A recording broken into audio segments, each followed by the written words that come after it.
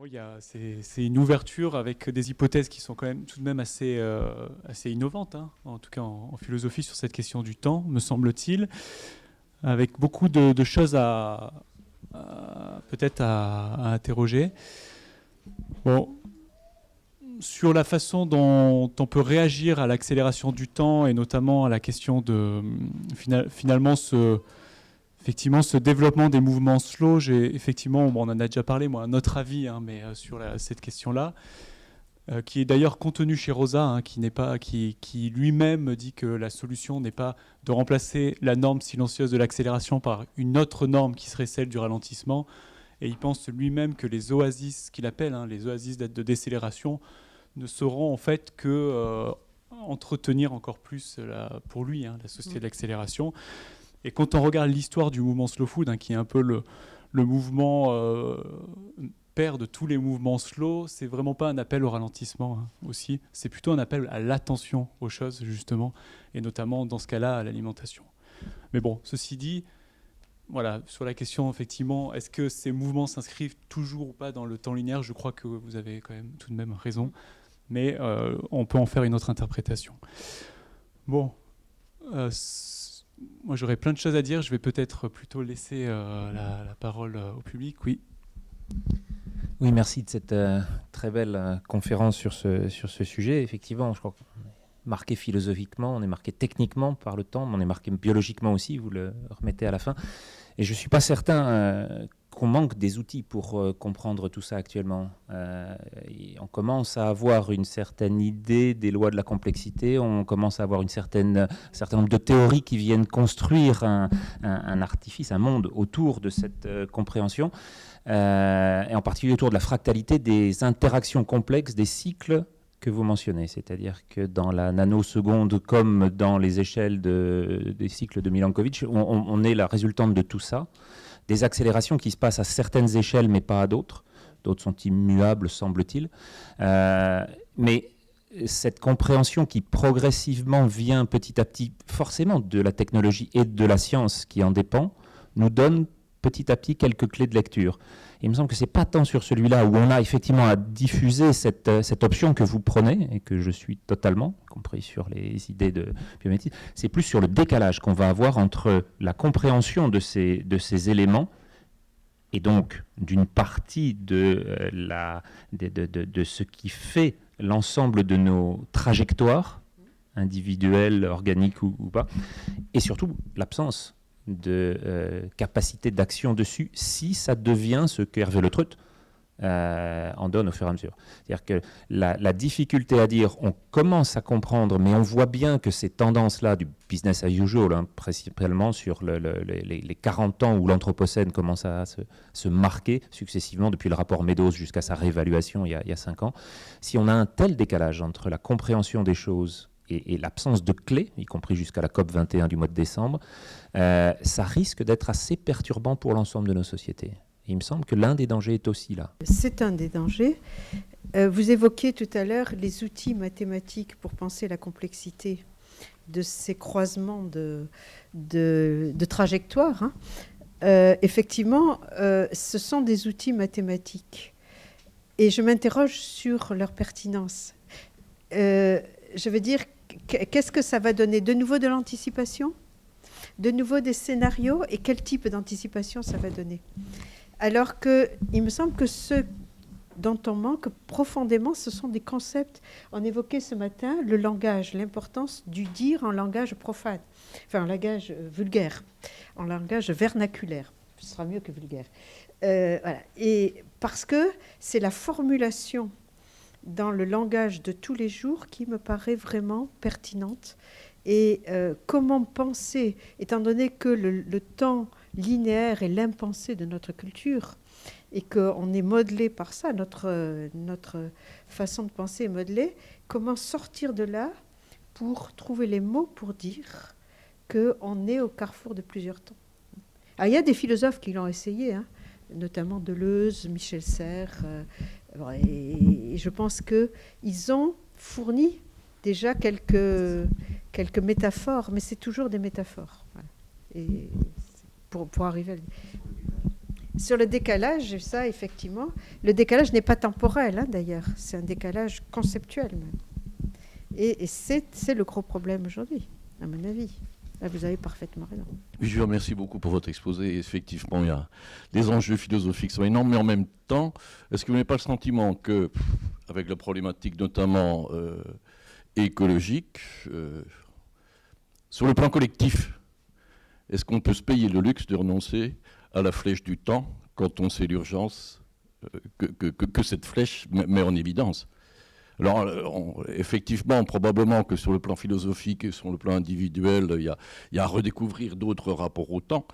Enfin, sur le plan collectif, si vous prenez toute la problématique du CO2, l'effet de serre, toutes les choses comme ça, on est très, très clairement dans une sorte de dynamique où la flèche du temps, même strictement linéaire et aussi simpliste qu'on puisse évoquer, impose des mesures qui sont quand même draconiennes. Donc je me dis, est-ce qu'il n'y a pas là une sorte de paradoxe, si vous voulez, parce que c'est clair qu'on est...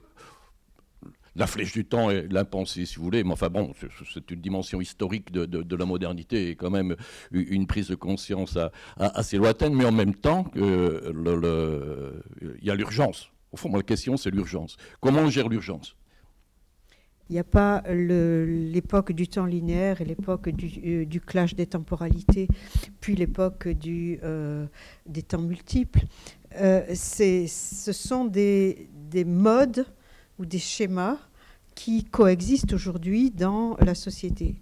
Et pour ce qui est du modèle de l'urgence, qui est le modèle aujourd'hui des politiques, enfin de certaines politiques, là je me méfie, parce que le modèle de l'urgence, je me méfie en général de tous les appels à l'urgence qui créent des états d'exception et qui remettent en question toutes les valeurs fondamentales de la civilisation.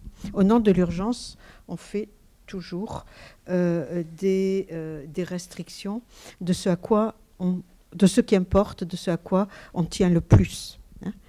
Que ce soit l'état d'urgence dans les cas militaires, les révolutions ou voilà. Donc la notion d'urgence aujourd'hui est une notion dont je me méfie énormément. Elle alimente, en revanche, face au changement climatique, il faut agir, vous avez raison, et pour agir, eh bien, il s'agit de se déterminer en fonction d'aujourd'hui et de prendre en compte tous ces temps-là qui sont devant nous et qui sont en train précisément d'être extrêmement en tension et en conflit aujourd'hui. Mais c'est vraiment un exercice très très difficile. Mais vraiment, la politique de l'urgence, pour moi, c'est quelque chose qu'il faut manipuler avec précaution. Comme vous vous en doutez, j'étais spécialement intéressé par votre présentation. Je ferai simplement une remarque sur un mot que vous avez utilisé sans le souligner trop fort, enfin sans y revenir explicitement en tout cas, quand vous avez dit que pour la polychronie, il s'agissait de composer des timescapes, des paysages temporels.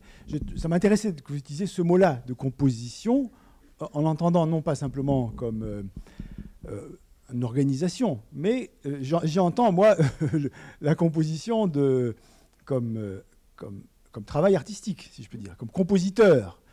Et moi, j'extrapole, ou en tout cas, je rebondis sur cette notion-là.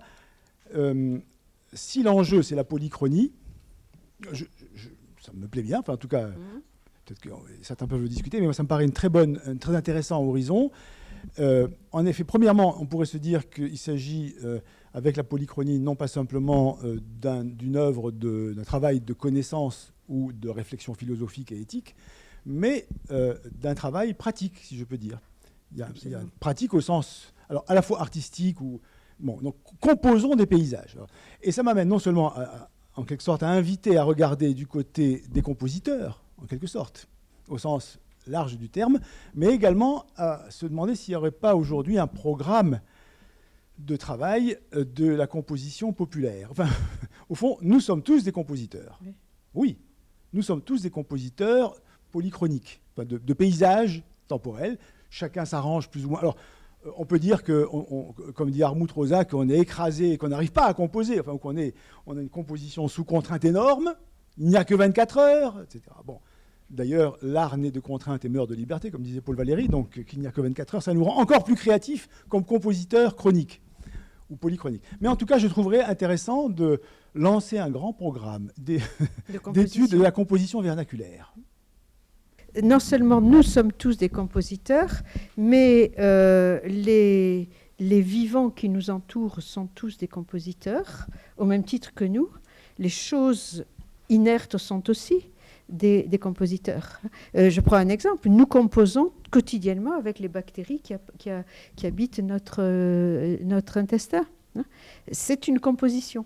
Et j'ai choisi le mot composition non seulement au sens musical, mais plus encore au sens chimique du composite. Le composite se définit comme un agencement de matériaux hétérogènes et en phase hétérogène. C'est-à-dire que c'est ce décalage de phase qui m'intéresse. Et ces décalages de phase, c'est précisément ça que nous devons faire, et chacun peut le faire. Et donc, plus que les appels à l'urgence, je reviens là-dessus, c'est des appels au peuple que je ferai. C'est-à-dire, prenons-nous tous en charge, quoi, pour apprendre à composer ces temps-là. Donc au temps linéaire correspond une éthique de la responsabilité, au choc des temporalités correspond donc une éthique environnementale, enfin de la réconciliation avec la nature. Et qu'est-ce que vous entendez derrière éthique de l'attention à la proportion des choses? J'aimerais bien que vous explicitiez un peu plus cette idée d'attention à la proportion des choses. Qu'est-ce que ça veut dire exactement? Propension des choses, ça veut dire de regarder les choses comme étant des processus, des trajectoires, et plus que des choses. C'est-à-dire à ne pas réifier précisément et à les considérer comme des choses qui évoluent, qui bougent, qui créent des temps, qui composent des paysages, et de composer avec elles. Et surtout une éthique de l'attention. Là, c'est vraiment de faire attention à avec quoi on vit, ce qui nous permet de vivre, ce qui nous permet d'évoluer, le milieu dans lequel on vit, les plastiques que l'on jette ou que l'on réutilise, tous ces objets techniques qui sont bien autre chose que des commodités qui sont là pour notre usage, qui sont pas que fonctionnels par rapport à nous. Ça suppose quoi? Ça suppose ce que j'appelle une révolution copernicienne en éthique, c'est-à-dire une éthique qui n'est plus centrée sur l'humain. Là, c'est l'antiquantisme au possible. C'est-à-dire sur la personne. Plutôt que humaine en humain, je préférerais la dichotomie chose-personne. Puisque l'éthique, normalement, ne s'adresse qu'à des personnes et pas à des choses. Et le droit romain, lui aussi, s'adresse à des personnes et pas à des choses. Et donc, c'est vraiment d'avoir une éthique qui s'élargit aux choses. Je ne désespère pas un jour de considérer les bactéries comme des sujets éthiques. Je dis éthiques et pas moraux. Pourquoi ?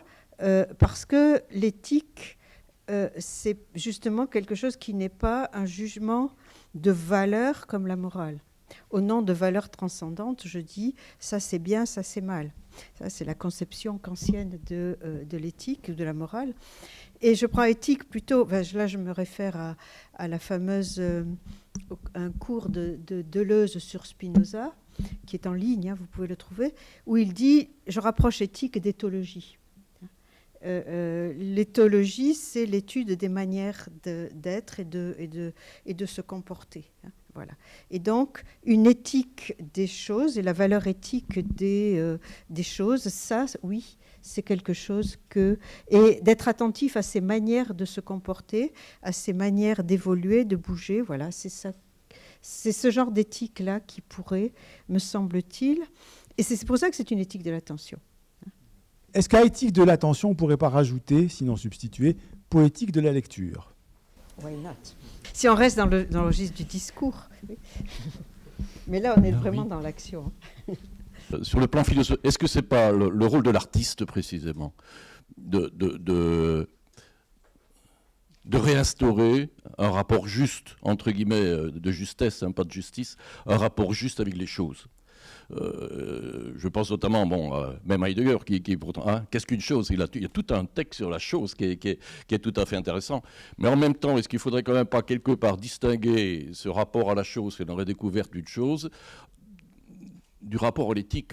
Parce qu'il y a quand même une hiérarchisation. Vous parlez des bactéries, n'importe quelle pathologie. Au fond, quand vous prenez un antibiotique, vous préférez un mammifère supérieur et quelques millions de bactéries. Donc, est-ce qu'il ne faudrait pas distinguer, me semble-t-il, l'instauration d'un rapport aux choses où effectivement il y a un respect des choses, ou une redécouverte, un autre regard sur les choses, mais là c'est typiquement le regard de l'artiste, mais d'autre part d'une posture éthique qui pousse le respect beaucoup plus loin. Parce que je trouve qu'à relativiser l'anthropocentrisme, ça peut conduire aussi, il y a des effets pervers à l'anthropocentrisme, mais il y a aussi des effets sérieusement pervers à un refus de l'anthropocentrisme. Il peut y avoir effectivement des effets pervers. Ça ne veut pas dire mépriser la valeur de la personne, ce que je dis. Et on peut très très bien considérer que dans un cas de conflit, vous savez, les fameux dilemmes moraux, on préférera sacrifier une chose et sauver la personne dans les fameux dilemmes. Mais ce que je veux dire, c'est qu'on a besoin vraiment de cette attention à la propension des choses et à leur devenir et à notre devenir avec elles, à les traiter en partenaires plutôt qu'en choses. Voilà. C'est un peu ça le sens de ce que je voulais dire. Je trouve votre exemple particulièrement bien choisi, parce que c'est justement sur cette démonstration-là qu'on va avoir une illustration de ce que sont les multiples cycles dont vous parliez. Vous prenez l'antibiotique, et donc vous guérissez de votre pneumonie. Et à ce moment-là, vous sauvez l'individu, que ce soit vous, vos proches autour, sur un objectif immédiat, de court terme, cycle court. Et dans le même temps que vous faites ça, non pas le mésusage de l'utilisation des antibiotiques, mais l'usage général, met une telle pression sur l'environnement bactérien qu'elles vont progressivement se développer les capacités de résistance qui reviennent 100 ans après l'invention de l'huile première, la streptomycine, comme étant l'un des risques potentiels les plus importants au XXIe siècle par rapport au monde qui nous entoure, au milieu de tous les autres, c'est pour ça qu'on parlait des leviers. Celui-là, la propension à la multirésistance, qui est simplement le résultat de l'utilisation des antibiotiques, j'insiste bien, est justement celui qui nous donne cette temporalité que nous avions totalement oubliée au début de cette utilisation et qui prend une force considérable maintenant. Et donc sur ces aspects-là, voilà, à nouveau, on ne sait pas quelle a été l'utilité, si c'était une utilité de court terme, et donc quels sont nos intérêts et comment les défend-on sur le long terme, voire le très long terme, qui nous intéresse maintenant par rapport à ce que sont les risques environnementaux majeurs.